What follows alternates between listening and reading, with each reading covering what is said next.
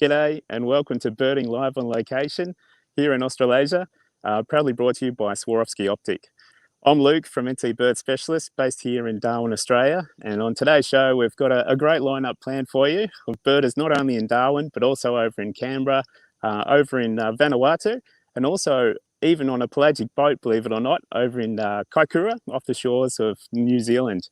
So believe me, folks, just a reminder, this is all live. We're all live and anything can happen. And we're going to show you, obviously, the action as it allows us to show you. But please, if you do have any questions, please feel free to write in any comments on the Swarovski Optic Facebook site, and we'll try to actually answer your questions during the show. So it's all looking forward to it, and hopefully, yeah, a bit of fun as we go along. Oh, wow. Niall, what have you got there, mate? This is a giant petrel. Oh, just a giant petrel that's coming off the back of the boat. We've had a couple of them loitering around. So these are northern giant petrels, and we've also got some Cape petrels as well. These small little fellas. Wow! Oh, that's incredible, mate. Absolutely incredible. Well, it is Kaikoura. It's the best place on the planet.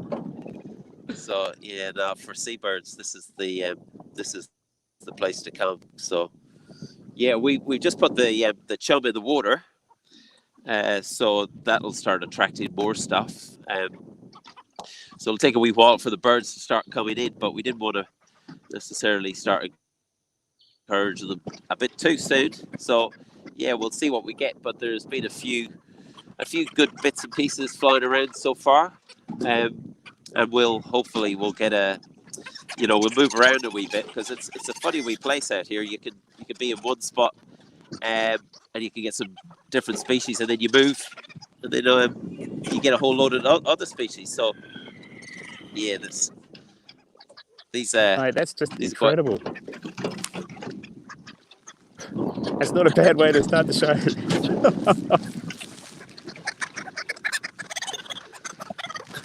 Yeah, they're just amazing birds. These giant petrels, they're a bit like scavengers. You know, they really just eat all the dead carcasses and anything that's floating around on the sea. You tend to get them coming in. I don't know if you can see the bill on these birds, but the northerns tend to have a little bit of a darker tip to the bill, and then you got another species which is the southern. You see the dark tip on that one? Oh yeah, absolutely. Yeah, they often do this wide where they put their wings out like that. Obviously trying to intimidate the other ones to keep away from the food or whoever's most dominant. But the sort of birds, I'm a wee bit nervous about keeping my fingers too close in case they decide to go for that instead.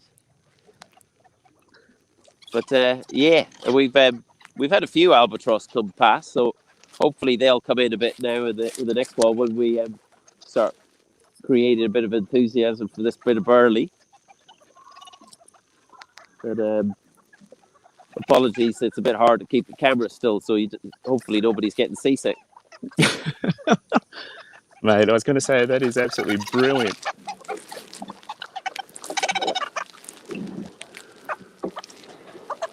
Yeah, so these little fellas are the Cape petrels or Cape pigeons, often. These are the snares ones, which basically breed off the snares, which is just southern bit of New Zealand. They got a bit more white on them than the rest of the Cape petrels. So yeah, here's another giant petrel coming in.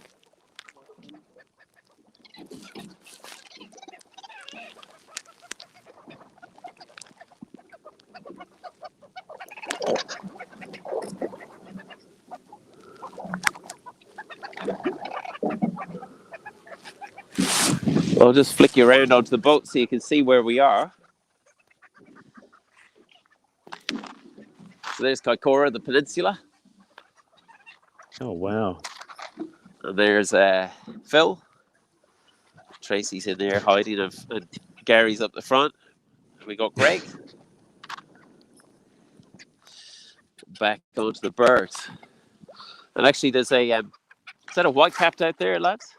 A white-capped out just a bit further out, but hopefully that will come into a bit of food later on. We'll get a close view of white-capped albatross or mollymut.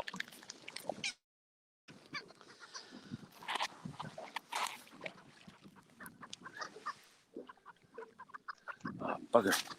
Hey, Neil. Fantastic sight to getting off Kaikoura. So I'm currently in Canberra just looking at a couple of redneck wallabies. It's still really chilly here. It's only just gotten above 7 degrees, so the birds are quiet for the time being, but the macropods are out and about. We get 4 species of macropod in the reserve that I'm in, Mulligan's Flat Woodland Sanctuary.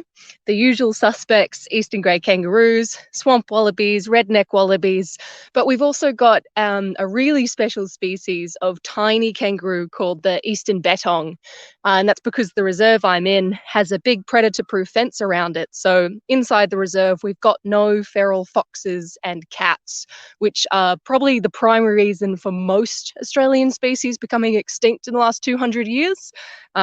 We've got the dubious title of head of mammal extinctions in the world. We've lost over 30 species, but here in Mulligan's Flat we've got eastern bettongs hopping around, and they were extinct on mainland Australia and only in Tasmania up until a few years ago when we put them in here.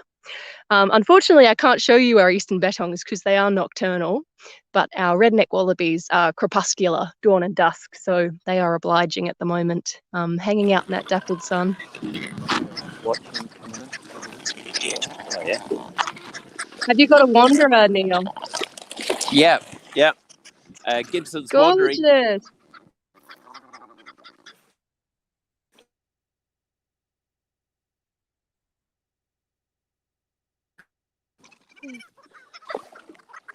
Isn't she a stunner?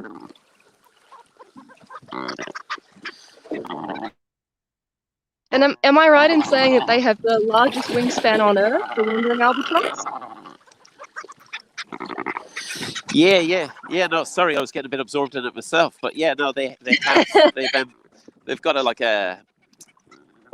locking mechanism in their wings as well, which allows them to kind of lock out like big gliders, so they can they can fly huge distances up to something like 10,000 miles, just without stopping, just with the ability to glide on the ocean. So yeah, they're incredible amazing. birds. Really. I didn't know they could lock them out. Yeah, they've got seen them do that gliding. Yeah. And which subspecies did you say this one was? Well, they make it look so effort nothing to them to live out on in the ocean 100% of the time. But this Gibson's, they nest on the Auckland Islands, predominantly on Adams Island, which is I'd say about must be 700 or 800 k's south of the bottom of New Zealand. So in the subantarctic islands, you can see it's got little like maculations on the back of the head, those little grey marks, but they're it's unusual to see them fighting like this. I haven't really seen them do this too much for a bit of food. They always have a little bit of scuffling going on, but that just goes to show you the giant petrel's well able to handle itself if it's taking on a bird like this. But yeah, we've got the largest wingspan. Yeah. We also have a white-chinned petrel coming in behind. I don't know if you can see this, but there's a dark bird just there behind the Cape petrels. So there's a white-chin just making its way, which is a... Yeah, I can see that there. It's pushing through the crowd. Yeah, just making its way in. We've just had a question come through now. From Tom in Connecticut in the US. Wants to know what scope you're using and the distance to the birds you're looking at. Well, actually, I'm not using the scope at all. I've just got my phone, and I'm just using the phone to. Well, I guess that's the benefit of chumming. You can get them right up in close to the boat. I'm using It's an ATX, and the wallabies I was looking at are about 50 meters away.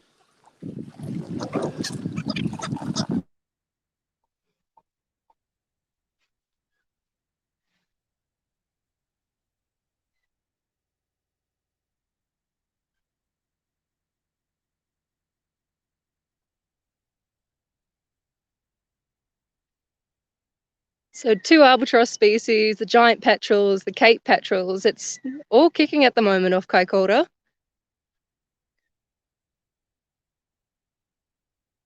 I think we might have lost your sound, Niall. Hey, Sho, how are you? Hey, Luke!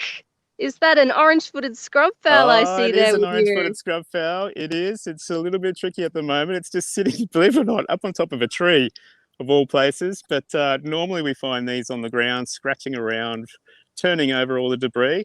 But this one has decided to actually sit up just on top of a stump for us, but which is not bad. It's giving us a nice little showing for us, which is great. But Yeah. these are one of the megapodes that we have in Australia. And of course, this one's actually the smallest megapode, but builds the largest mound of all of them as well. So anything up to about 3 meters in height and about 18 meters in diameter, which is pretty impressive. But for quite a small little bird, not too much. Well, it's a little bit smaller than a chicken, I suppose. But yeah, normally busy. Around Darwin especially, a lot of gardeners don't really like having these birds, but they're really important in the environment to turn over all that leaf litter as well, which is, yeah, absolutely brilliant. So, and of course, when these chicks come out from the nest, they're really precocial, and so they're really well developed. The adults will have nothing to do with them, and the chicks will then just head off and fend for themselves, which is, yeah, a pretty amazing little bird, actually. That is impressive. And yeah, you can see the massive feet that they're going on them for doing all that nest building. And the chicks, when they first hatch, right, it's pretty much all legs because that's their biggest asset, Oh, having those feet for building and running. So exactly. So, which is pretty amazing, actually. So these birds, though, they're quite. We actually had one today. Actually, wake us up at around about 2 o'clock in the morning, just right beside the bedroom. So they're. It's a bit of a raucous call. Definitely wakes you up. But yeah, these birds can you are. do an impression of their call, Luke? Am I Put me on the asking a bit spot now, much of Show. you?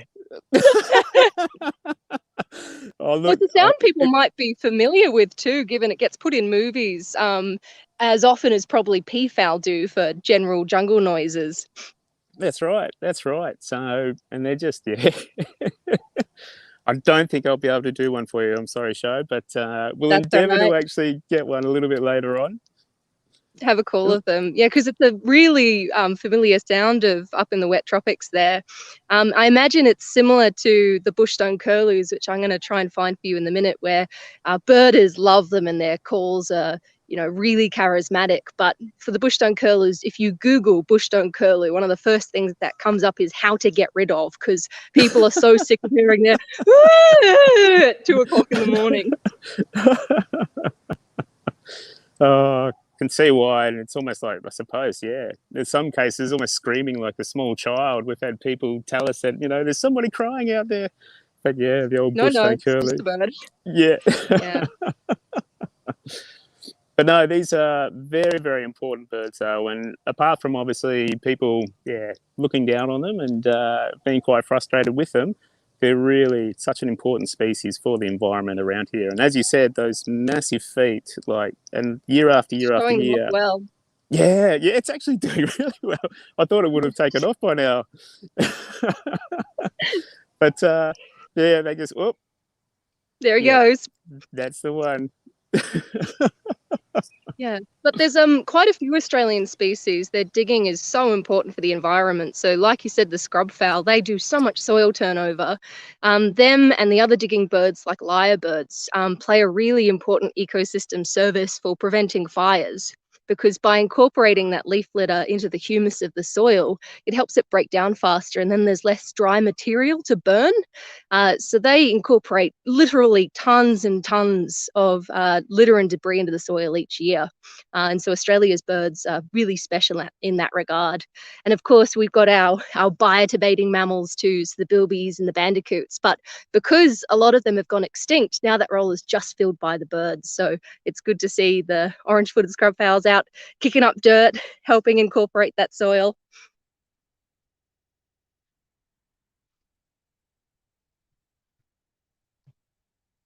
And we're back in Kaikoura. What can we see? Seems to be a battle of the giants going on here. The might of the wandering albatross and the giant petrel. I wonder who's going to be the winner for the chum. Surely it'll be the wanderer.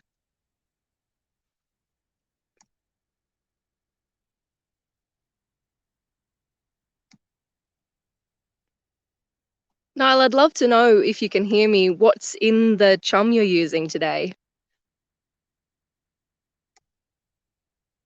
I imagine it's a mix of very smelly things, considering the albatross and all these other birds have an amazing sense of smell, picking up feeding events from kilometres away. On some of the pelagic trips I've been on, there's been shark liver and fermenting bait fish, and all sorts of stinky things. And of course, that helps people's seasickness get along the way. And the inevitable vomit off the side of the boat itself is some chum bringing in some birds. I reckon some of the shearwaters prefer everyone's vomit. Whoa!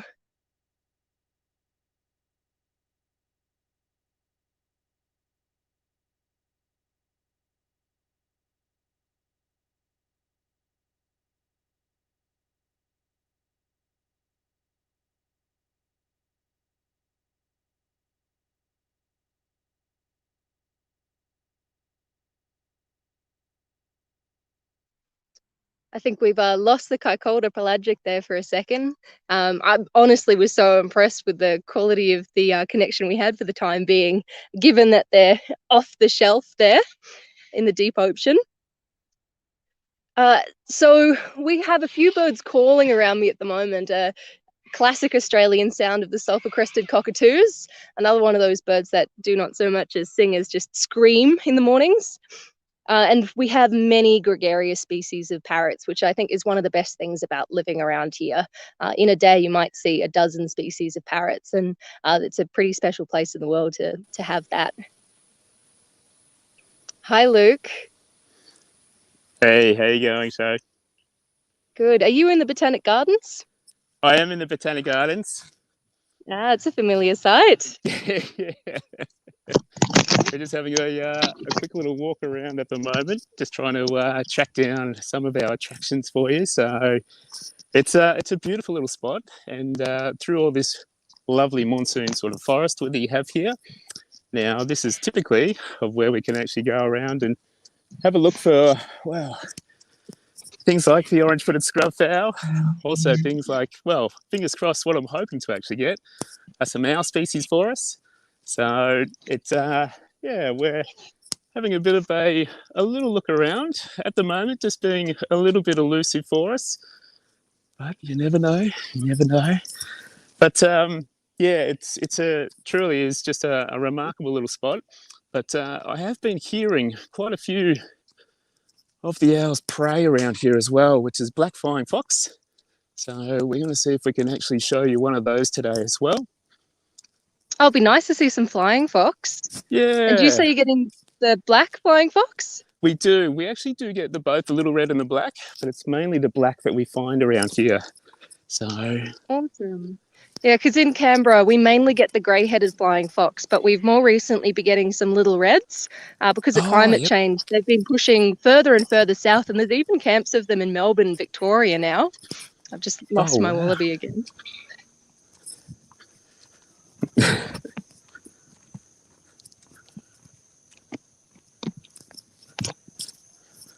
And what scope are you using, Luke?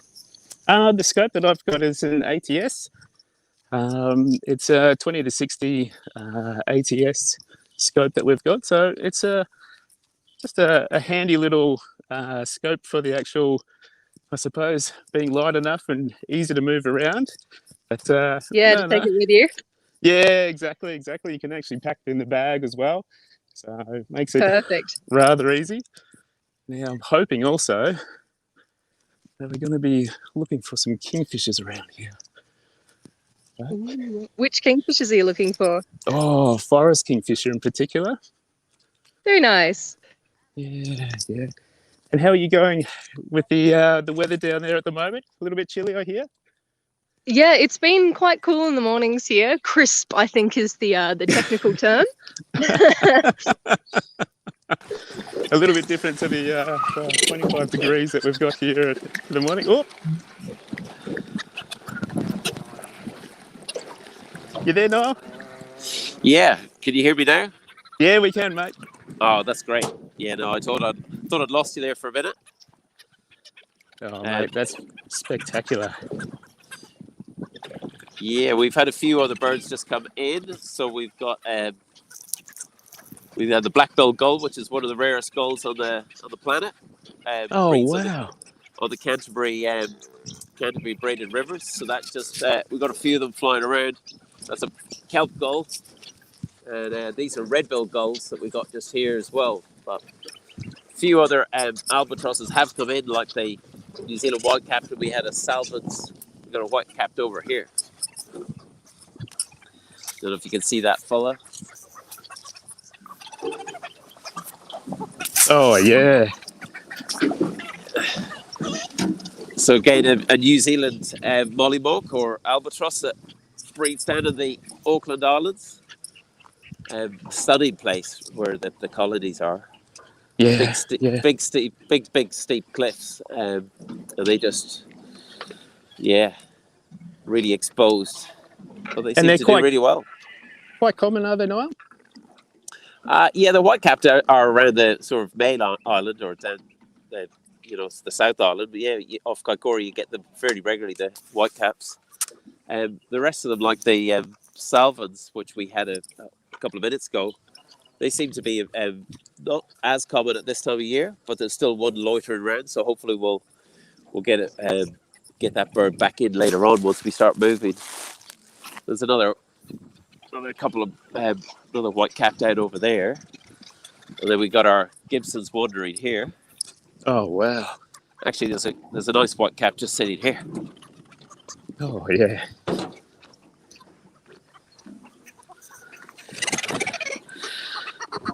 They're a little bit smaller, obviously, than the great albatrosses, like the wandering and the southern or the royals, but still very impressive. Yeah, I suppose any albatross, they're just absolutely incredible. Yeah.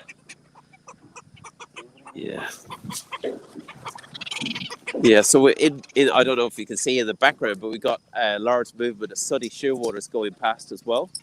There's a sooty shearwater just going past there now, but we've got quite a lot just on the move. They're all heading north, migrating north from their breeding grounds down south. So we've got sooties here, and we've also got Hutton's shearwaters. Oh, yeah. So the Hutton's shearwaters are breeding in the mountains off the coast here. So they actually breed up just underneath the snow line. And that's the only place in the world where the Hutton's breed. So I'll try and get a photo of a Hutton's, but they don't usually come into the back of the boat that often. So they're a little bit harder to spot, but they're very similar to the sooty shearwaters. But they're probably more like a Manx shearwater, that kind of bird, with a white underneath. Yep. Yeah. There's another species you get down here as well, which is the fluttering, and those two can be quite tricky to tell the difference. But again, we'll probably have to get a photo to show people, because they don't tend to. Certain species will come to the back of the boat for the burley, but not all. So there's a Westland petrel. Oh, yeah. We just had a question here, Noel. Are there some petrel nearby the coast at New Zealand? Sorry, what was that? Are there some petrel off the coast near New Zealand? Well, there's a white chin just here, so yep. if that answers the question. Yeah. So there's New Zealand's birds really seabirds make up about a third of all the sort of birds that you get on the New Zealand list. So this is a phenomenal place. This is a place where you come the first time and you're just completely overwhelmed with the number of seabirds that you've got to try and figure out and tell the difference between. And it always takes a little while to get your eye back into the different species, because there's just so much going on. I mean, there's probably, I've never experienced anywhere like it for seabirds. I mean, there's 19 species of albatross on the New Zealand list. Oh, wow. Yeah, and actually, there's a fluttering going past. It looks like a fluttering. Anyway, it's a little bit further away. But anyway, Oh, yeah. Noel, sorry, we do have another question for you, if that's all right. Yeah. What are you using for chum? Oh, yeah. So the chum, predominantly it's like the livers of fish, and that seems to attract the seabirds. They can smell it from miles away. So it's predominantly the local fishermen just gives the offal, and within the offal there's quite a, we try to get as much liver as possible because that's what really attracts them. The rest is just sort of offal from fish. So yeah. I don't know if you can see that little blackbird in front of between the two albatrosses, but that's a sunny shearwater there. Oh wow! Yeah. And then we've also got a white-chinned. That white-chinned petrel is still there as well. The white-chinned petrels are funny little fellas because they usually, well, sometimes in the year they'll have a white chin, but not always. So they can look very similar to the Westland petrel. And we may see one or two of those as well. But that's sunny shearwater's coming in close. Again, they usually don't move in too close to the back of the boat. I mean, there's thousands of them going past Kaikoura at the moment. Yep. But this is quite nice just to get this little one. When we get on the move, we'll probably go through a few rafts of them, and I'll try and show you, but it'll be very loud, so I might turn my mic off when we move through that. Yeah, but that is just an amazing sight there, Niall. Absolutely amazing. Yeah. It's hard to say that you can get used to this sort of thing, but you do a little bit. It's a sort of a yearly trip to Kaikoura to get off the because this is where the deep trench is. So this is where we're right on the edge of a big cliff just below the boat. So it drops from like 70 meters down to a kilometer, and we're just sitting above this big cliff at the moment.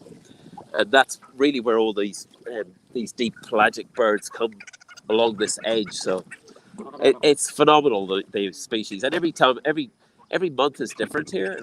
You just get different movements of different species making their way through. We had a couple of bullers shearwater move through as well, but again they're fast and they're almost near impossible to try and get in on the camera. Stunning looking birds, so yeah, that's just incredible, absolutely incredible. Yeah. So in a little while, I might show you where we are, our location, so everybody can sort of get a feel for whereabouts in New Zealand we are. Yep. Now, Niall, I don't know if you can see, but we've managed to track down one of the owl species for you in the actual Botanic Gardens here. Oh, beautiful. Yeah. Yeah, so what we've got... Yeah, just obviously, tucking up for the day, but this is one of our resident barking owls that we have here in the gardens. Are they? Short-tails, not funny. Classic. These barking owls, they're obviously aptly named for their call, and quite often at night time you get a lot of people often remarking that, the dogs have been busy barking at night time, but quite often it's actually be these guys that will just actually, I won't do it too loud, but they'll go woof, woof, woof, woof. And they actually do sound remarkably like a dog, and quite often we do get a lot of not only Australians but also international guests that'll actually remark and say that they are listening to dogs out and about, but believe it or not, they are actually the owl which is barking. And generally what you'll find is that one of the sexes is that I think it's the female will have the deeper call, and then of course the male will be a little bit high pitched. But these owls though, when they go out hunting, they are a hawk owl. Okay, so they'll be using their sight, and they'll actually be looking for things like small little rodents as well.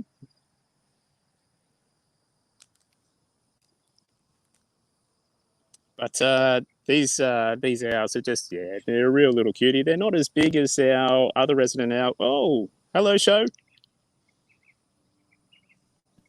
Hey, how you doing?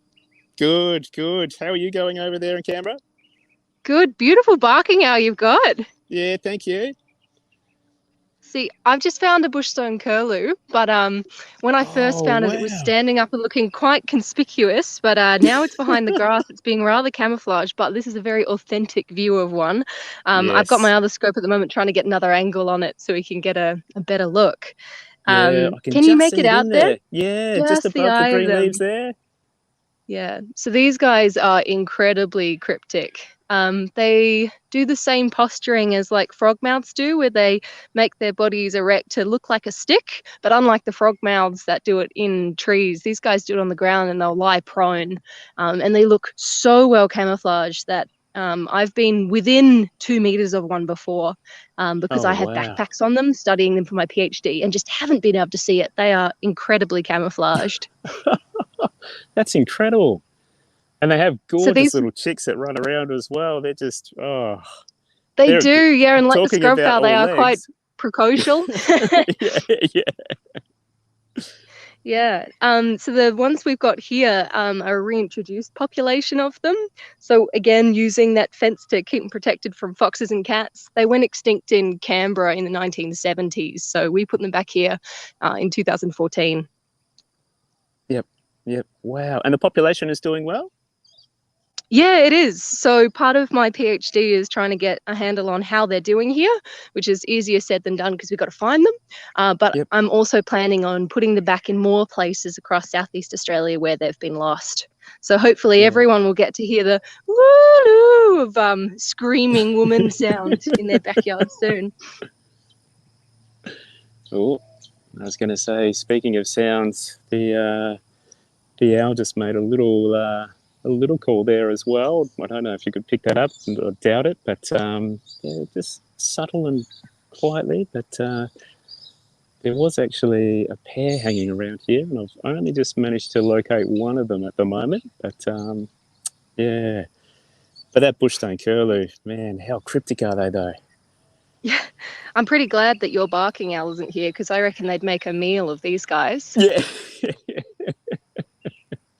What I might do, Luke, is take my camera off the scope and try Yeah, and walk over to this bird. What I yeah, imagine will go for happen it. is that we'll end up flushing 3 or 4 of them because Oh wow. this time of year they form loose flocks. They've finished Yep. breeding. So this one here, I'm pretty sure is Mary, who's one of the youngsters who was born last year. And he's the offspring of Mfunwe and Hal, and his brother is around somewhere too. So maybe Oh we'll wow. find Pippin. So I'll walk over. Yeah. And I'll Does see this one who have we a little get. backpack on as well? This one probably is one of the backpack birds. Yep. But I've only got backpacks on a handful of the birds that we have.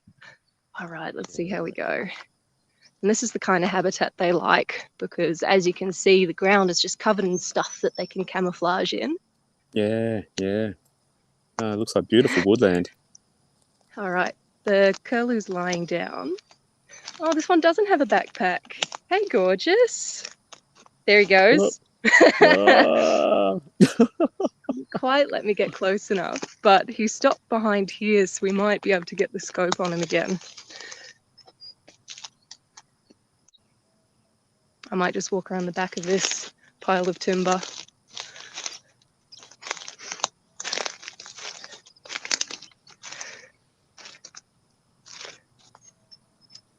But this stuff I'm walking through is very typical of Southeast Australian woodlands, grassy woodlands. So it's made up of a mosaic of stuff with lots of cover, like you can see here, and then stuff on the ground, and then it opens up into open grassland sections. And typically this gets burnt on a fairly regular basis too. Yeah, wow. Not as much as the northern savannas near where No, you are, yeah. Luke. Yes, Um, which is a regular occurrence. All right, I'm just going to get this bird back in the scope. Can you see it there, Bonnie? See that just in front of the little that stump on the ground? Yeah, he's on the right-hand side of it.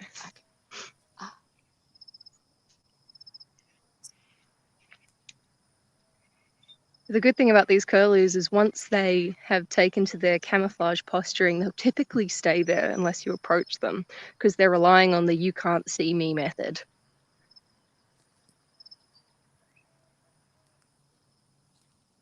I guess your barking owl doesn't have much need for camouflage. He's just going to assume that everyone will leave him alone.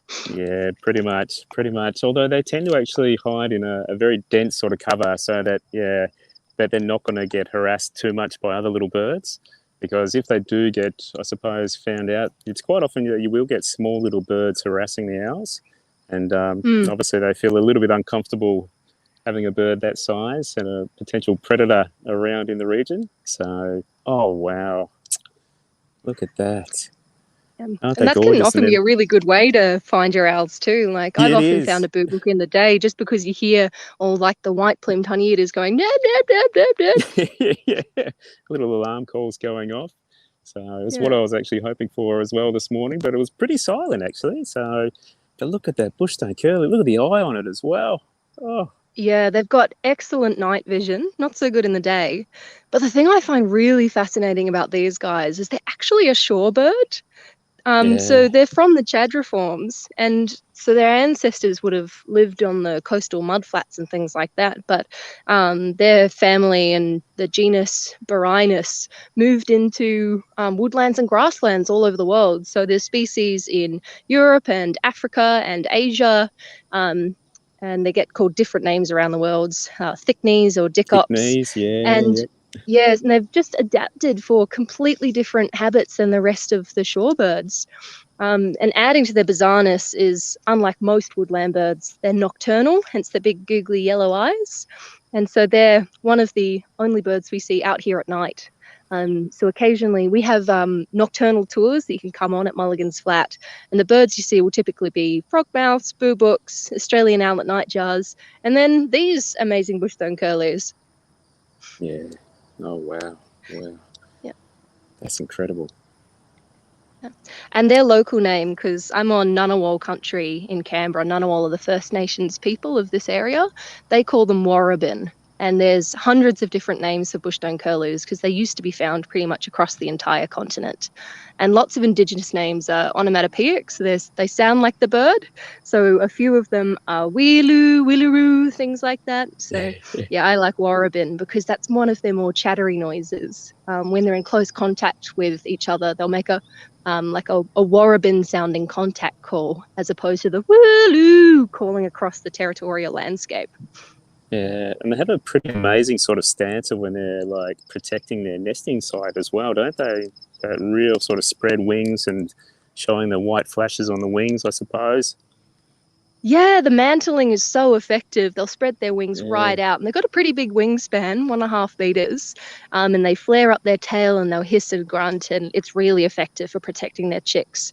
I've seen them chase off eastern quolls using that, and a friend of mine, Josh Birdmonk, has also seen them do it to the northern quolls. So it seems to be a pretty effective strategy across the continent for chasing away would-be predators from their chicks. Yeah, well, I've seen it up here in woodlands as well, of where they were actually protecting it against monitors, and the monitor was actually coming in, and of course, the bushstone curlew came out, and so it was incredible to see. Yeah, I didn't know they do it against monitors. That's really, really interesting. Looks like Niall's on the move again.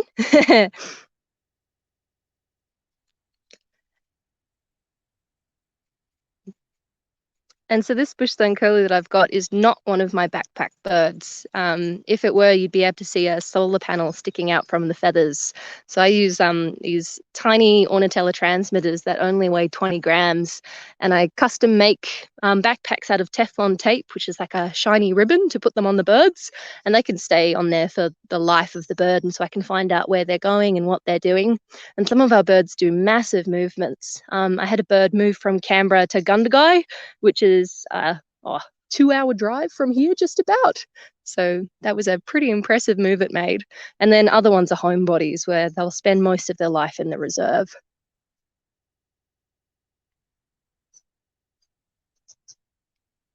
And you might be able to hear in the background too, I've just had a feeding flock come over me. So the background to this bushstone curlew, I've got some grey fantails making their squeaky fan noises. Some weebills, which are Australia's smallest bird, and they say their own name, going dit dit dit little weebill. Hey, Dominic. Hello, Cheryl. How are you? At long last. I'm very well. How are you doing? What have you got? I might just hand over to Dominic so we don't have the echo. Oh, sorry. Yeah. So here we are. Pacific swallows at long last. Got some internet problems previously, but here they are.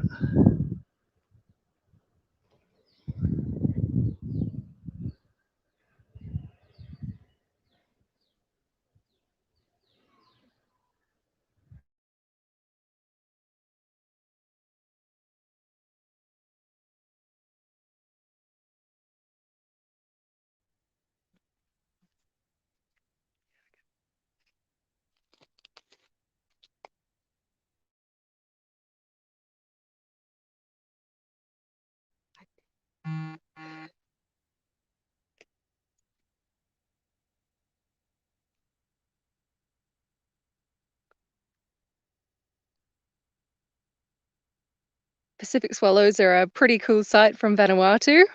Nice to have them just sitting on the overhead wires like that. Around here, we just get the welcome swallows, and perhaps in Luke's neck of the wood, he'd occasionally get barns, as they're a pretty regular vagrant occurrence up there. Ah, double-barred finches! Yeah, got a couple of double-barred finches just feeding down low on the grass seeds at the moment. We're actually just on the very edge of a mangrove system here, so it's quite nice to see them sort of just around the corner here, but hopefully they'll pop out into the open forest. But tiny, tiny, small little finch. And of course, they're just that beautiful classic barring across the chest, but real little cuties.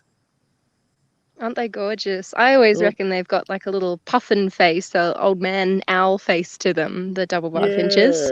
And some people even say it's almost like a little clown face as well. Just, you know, it's just all white, but it's a beautiful little moon face to them.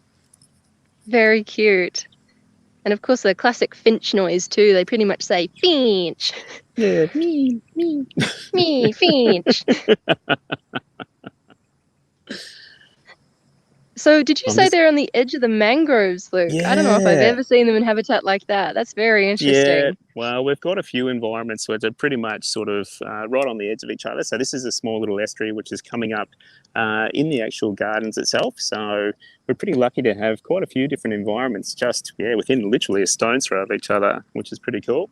But I'm just going to pan, hopefully this works all right. We're just going to pan across to see back over if we can get onto it before he disappears. Oh, the scrub fowl. Yeah, scrub fowl walking through again. Oh, well done. That was a professional pan. Yeah.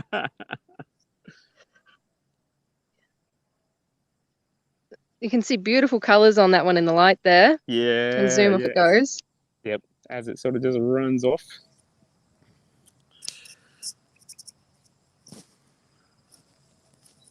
Do you ever see the bushstone curlews around where you are, Luke? Yeah, we do. It's around here on the Botanic Gardens. I must admit they're not as frequent, but there's an area not too far away from here which is actually pretty good for them. But I imagine they'd compete a bit with the scrub fowls, eating all the same buggy, invertebrate little delicious things. Oh, they do. They do. So it would be, but I mean, obviously, it's yeah. I mean, obviously, if they're getting around at night time, it's a little bit different, I suppose. But you're right; it's fairly much the same sort of food source that they have. But I'm just going to travel down here. Hopefully, we've got. Just seeing. No. I'm actually just going to see if we can actually locate a couple of flying foxes or the fruit bats as well. And we'll see if we can actually get those up in the tree. So bear with me. Awesome. I'd love to see them.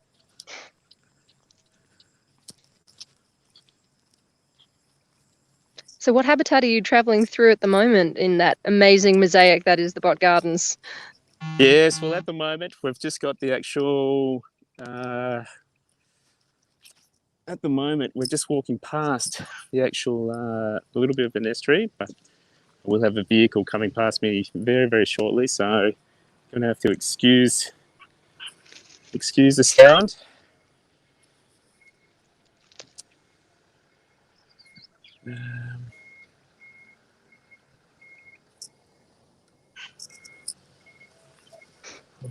You might have just heard from my end a noisy firebird, Luke.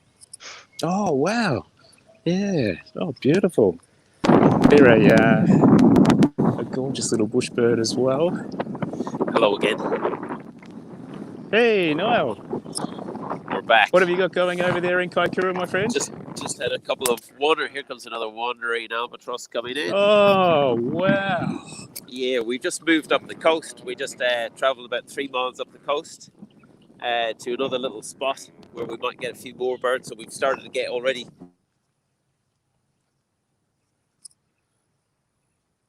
Oh, another albatross is coming in, the Gibsons. And they're all coming in, mate, for a feed. Yeah. Yeah, those. I was just looking at those stone curlews. Quite jealous. We don't get many stone curlews in New Zealand, so stunning looking birds. Well, Gary, I might see if Gary can tell us where we are. Whereabouts are we, Gary? We're out in the middle of the Kaikoura Canyon, on top of a seamount. So it's 400 metres deep here, and we're surrounded by water that's a kilometre deep. So it's a natural feeding area for albatross and birds. You picking all that up, everybody? It's a little bit hear me quiet. That, Lee? How far away are you? Sorry. Yeah. So we're just off the deep canyon at the moment. Yep. Anyway, that's Gary, wow. the skipper from Albatross Encounter. It's a wee bit hard to hear. Yes, make sure you say hello to Gary. A little bit. Yeah, it's just a wee bit of a challenge. We're also quite a long way off the coast now. You can just about see. You can see the mainland there. We got through wandering. Let's see if we can come down for a bit of a closer view.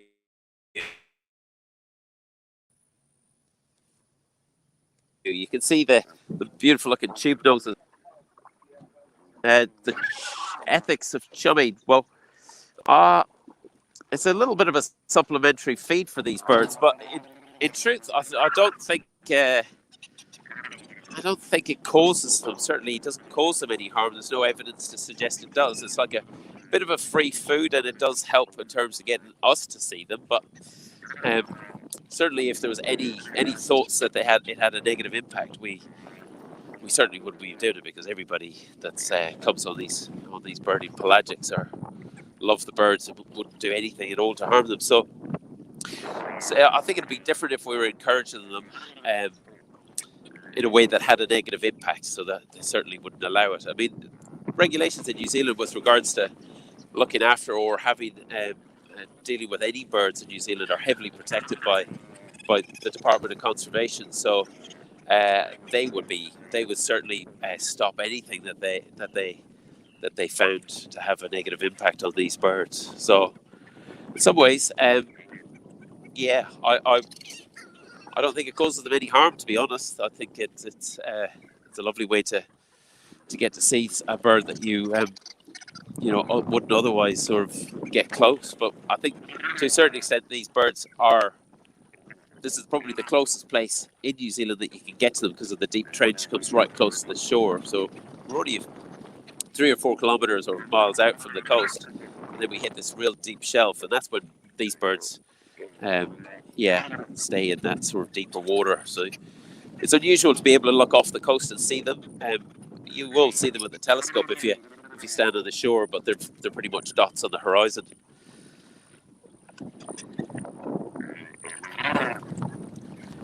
Now, Niall, I've got also a black flying fox just sitting up in a tree as well. Oh wow! Yeah, I can see it. Yeah, that's stunning. Yeah. Oh yeah. So these are one of the very important species that actually disperses a lot of seeds throughout the monsoon vine forest, and not only dispersing seeds but pollinating plants as well. Flying many kilometres a night looking for nectar and fruit. Then, of course, as they eat the fruit, it'll, take the seed with them, and then, of course, deposit it elsewhere where hopefully it'll start a new little forest, so to speak, or even palm fruits, etc. But this is the black flying fox, and one of the main food source, I must admit, for one of our owl species around here, which is the rufous owl, which is a little bit bigger than the barking owl, which I showed this morning. Oh, wow, show. Is that a white-winged chuff you got there, Show? Yeah, I've got some chuffs also doing some digging, much like the scrub fowl. Yep. Turning over the soil looking for insects at the moment. Oh, They incredible. kind of match your black flying fox. Oh, big stretch. Isn't that gorgeous? Just magic. I could watch these guys for hours. They're like a soap opera. They usually hang out in big posses of at least a dozen, and there'll be an alpha male and female pair, and the rest of them are usually their youngsters or also kidnapped birds. That's right. Yeah, wow. Because they're communal nesters, they need lots of helpers to help raise their young. It's like the village to raise a family, to raise a child kind of mentality. So if a pair of alpha male and female chuffs decide they don't have enough kid helpers of their own, they'll find a neighbouring posse of chuffs, smash up their nest and entice off their youngsters by feeding them and preening them and acting really nicely. And as soon as those youngsters have left their original family, they'll put them to work feeding their own babies. So they've been studied extensively because it's a fascinating breeding system. And what some of the research found is that the kidnapped young have the last laugh. When the alphas aren't looking, instead of feeding the young, they'll just eat the food themselves. So I reckon if I watched these long enough, I'd probably figure out who the alphas are, because they do aggressive things like they'll puff up their feathers and they engorge their eyes full of blood and pop them out big and red. So yeah, they're super spooky, interesting birds. Yeah, that red eye is just absolutely amazing when it's just bulging out of the head. I've seen it a couple of times down in Victoria as well, and that's just unreal. It's just an amazing sight, though. That's awesome. Yeah. I might pop off screen for a second to come around at another angle for them, and then I'll come back on. Yeah, no worries. Yeah, those chuff are incredible birds. They remind me of the chuffs that you get on the west coast of Ireland and in Europe. They almost sound very similar in their behaviour. It's hard to believe that you get chuff in Europe that sort of look like similar to chuff that you get in Australia. It's such a strange kind of gap between them. Yeah, it's incredible though, and like you said, though, the similarities are really remarkable. Yeah, I didn't expect. I honestly never expected to see chuff when I did a bit of birding in Australia. I just couldn't believe that chuff was just sort of a bird that I always associated with kind of northern Europe. But I mean, obviously they're different species, but they do look quite similar. It's just sort of random to see a chuff in the forest. Australia is kind of odd. But now, Niall, anyway. We've got another question for you. Is the chum simply in a mesh bag? Yes, yeah, it is. It's like a heavy duty plastic, and the birds can get their bill in, and then it stops them devouring it straight away. So we just put it in the bag, and it's frozen, so it takes a little while to sort of freeze or defrost, and then the birds can sort of nibble away at it without necessarily taking big lumps of it. So yeah. Yeah, we've got another white-capped over here, but yeah, the beautiful thing about all these seabirds is that you can probably see on this wandering albatross, you can see the tube nose, which is what they use for secreting the salt, and then you can see it on that giant petrel as well. So the tube noses, it helps them to deal with the fact that they take on a lot of salt, obviously. So they excrete the salt off that, and they have this little channel that runs off the bill. It just lets the salt drip off. So you often see on the... Here we go. It's a bit of rivalry coming here. So we've got a New Zealand white-capped in front there with three wandering. And the wandering, the mature adults have this, you can maybe see on the back of the head, just behind the ear or just behind the eye, they've got this kind of bit of a pink flush. And that pink flush, they reckon it's got to do with the adults in breeding. They sort of exhibit that. So it's a really easy way to tell the difference between a royal and a wandering. Otherwise, they can be quite difficult sometimes, especially at a distance. But that little pink flush that you can see on the back of the head there is like an oil that they excrete. I don't know if you can see it. This bird's head on to me at the moment, but yeah.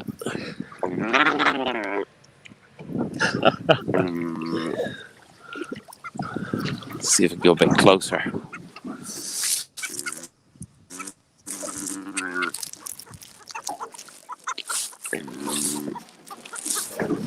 Yeah, stunning birds.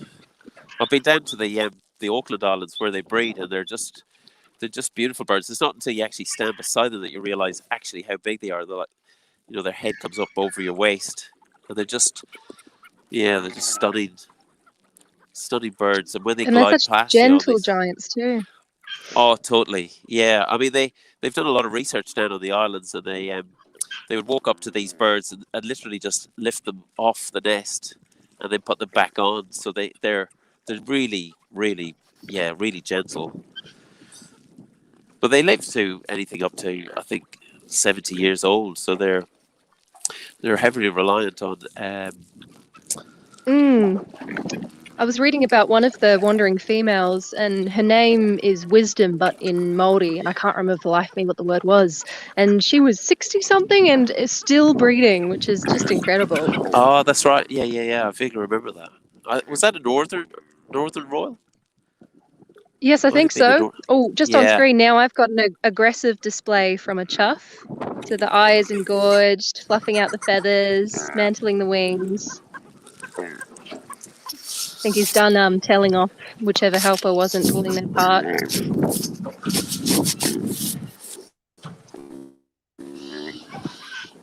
And the other amazing thing about the albatross is their mating displays. Because they're monogamous and they have long pair bonds, they might not see each other for a year or even more at sea. When they come back together, it's very intimate. The dances they do, the slow waltz and the beak clacking, just magnificent. Yes. Yeah. And often you see three birds. I'm not quite sure why, but you often see three birds doing that sort of dance or courtship on the breeding grounds.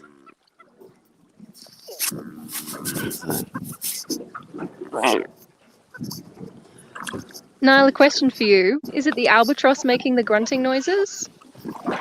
Yes, it is. So that's the royals making that sort of. You can hear like a almost like a little chipping noise as well, and that's coming from the Cape Petrel. But that deep noise you can hear, yeah, that's coming from the wanderings. They might do a bit of bill clapping, especially when they attack each other.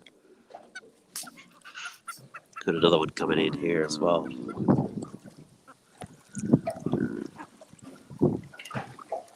I'm a little bit nervous because these are pretty big birds to be so close to. So yeah, they really are.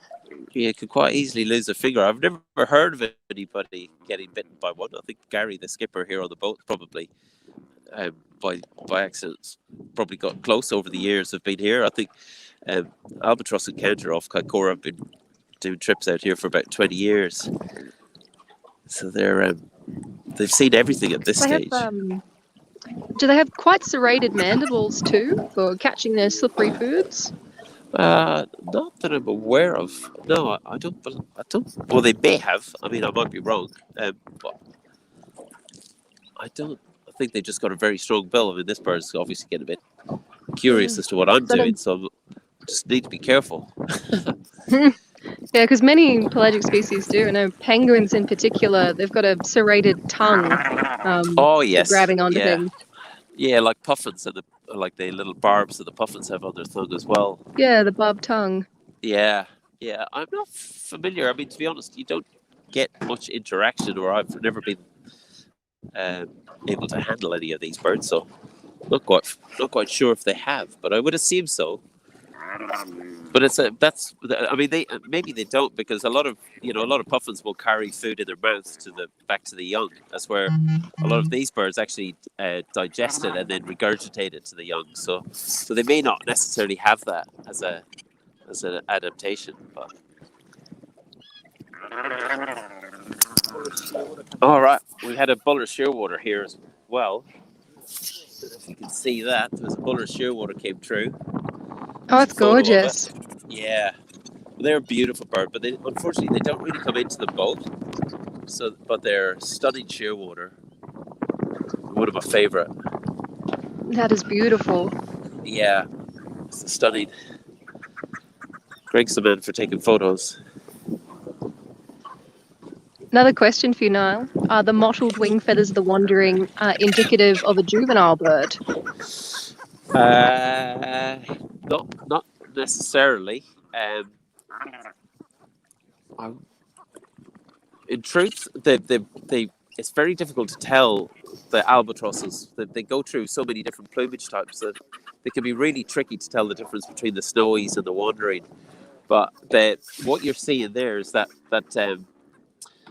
vermiculation it's like a feature of the Gibsons, but it's not. I mean, the younger ones have got a lot more of it, but this adult has got that pink little flush behind the ear, so it's so no. I suppose the answer is this is an adult bird, even though they can kind of look similar to the younger birds. But there's so many ranges between there, and they overlap between Antipodean and Gibsons. So they're a tricky. To be honest, they're a really tricky group of birds to get a real handle on. We haven't had any southern royals come in today, but they'll be around. What are those? Are they turnstones? I can see. Vanuatu, they must be. Anyway, I don't know if my mic is still working. I'm having a few technical issues here in the sea, but that's all part of life on the sea. Hello, everybody. Thanks for the beautiful birds you are sharing with us so far. And here is our contribution. This is ruddy turnstones, and it's really nice to see them around. It's an interesting bird because it's the one that is found probably in most countries' checklist, and we see them most of the year here on migrations. And I think there was a wandering Tettler with them. Yeah, this bird has an interesting local story because it doesn't breed here, brings in northern hemisphere. People have got different custom or traditional stories about where does it breed and how does its egg look like. Some people say that seeing its egg is a bad omen. Other people say that it breeds inside the sea and stone, so there's all sorts of traditional stories about it, and that's what's nice about birds in Vanuatu. There is a lot of culture involved, and a lot of birds have a traditional meaning, or they are included in the traditional way of life and stories and foundation myths. So it's a good place here to study birds in cultural context.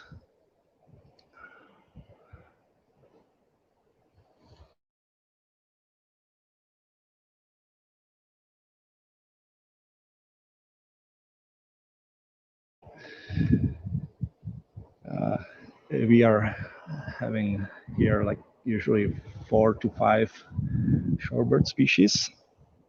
It's nothing like you guys in Australia and New Zealand. We've got many more of them, and even in numbers, the shores are often full of shorebirds, right? Here we are more stingy about them, but still it's beautiful view on them.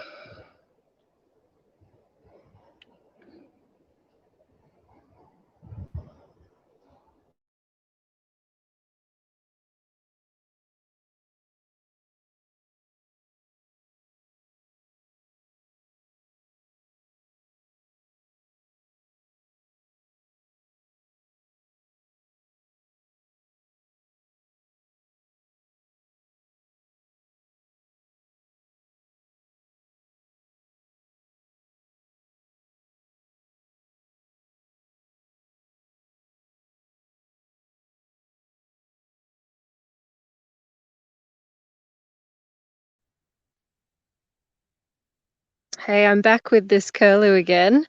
In the time it took to go check out those chuffs and come back, he hasn't moved a muscle. They tend to just stay in the same spot once they've found a good hiding space.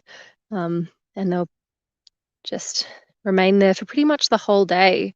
So for the tracking that I've done, once they pick a day spot, they very rarely move from it.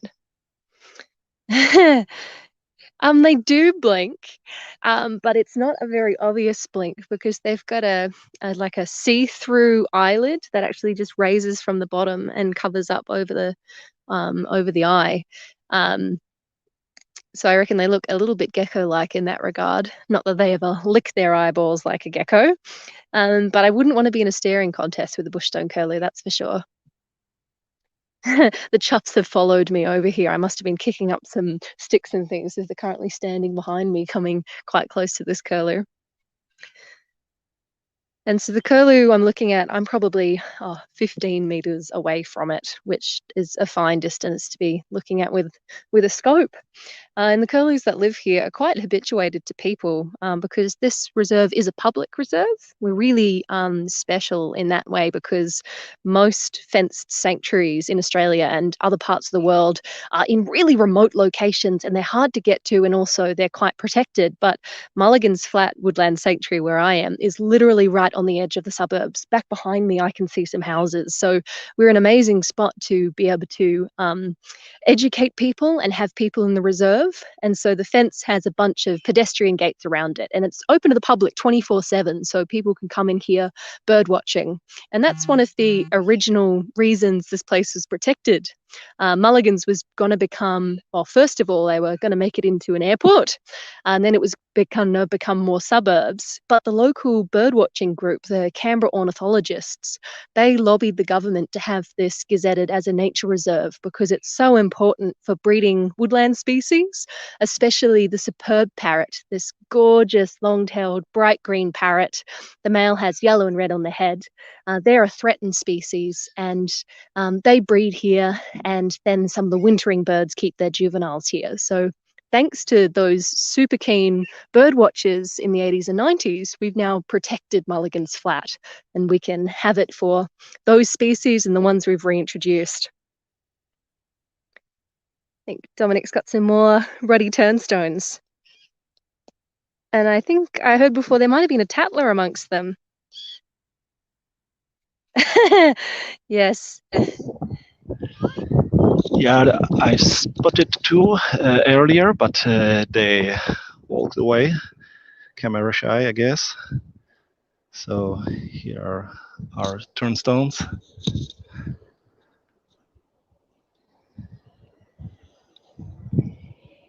Just a bit.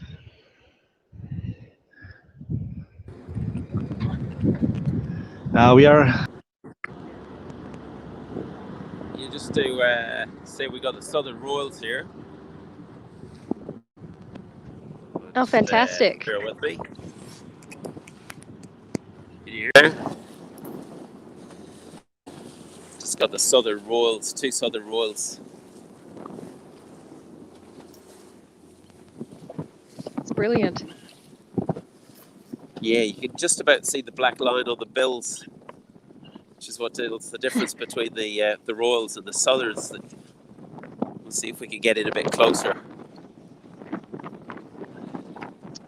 I've just had the chuffs come in and check out my bushstone curlew. This one is sitting literally right above the curlew. So the curlew's on the ground here, and the chuff is just behind it. I'm wondering what he's going to do.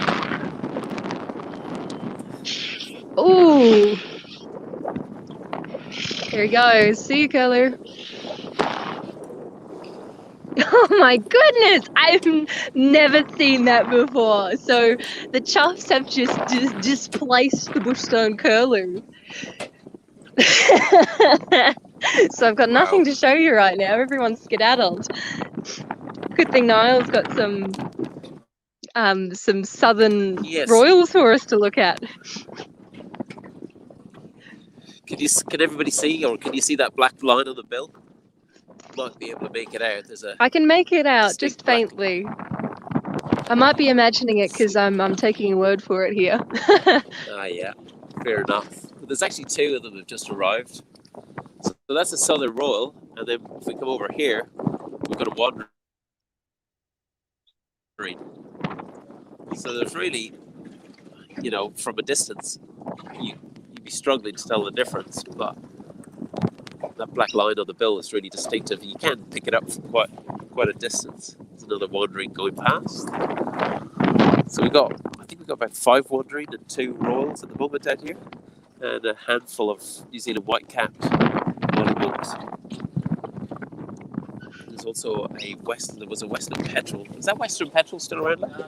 So we got two white chins, and we had a western petrel as well.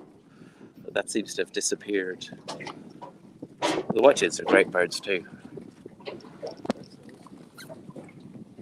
Pretty sure they breed at some of the sub-Antarctic islands, but they're more of a visitor to New Zealand. So there's that southern royal again.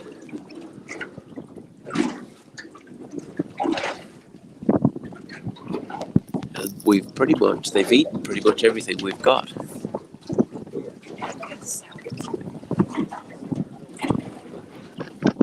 But we're thinking we might just head back in a little bit closer, so we might sign out here and head in the direction of the coast, see if we can pick up a few other species. We could have possibly done our dash on these ones.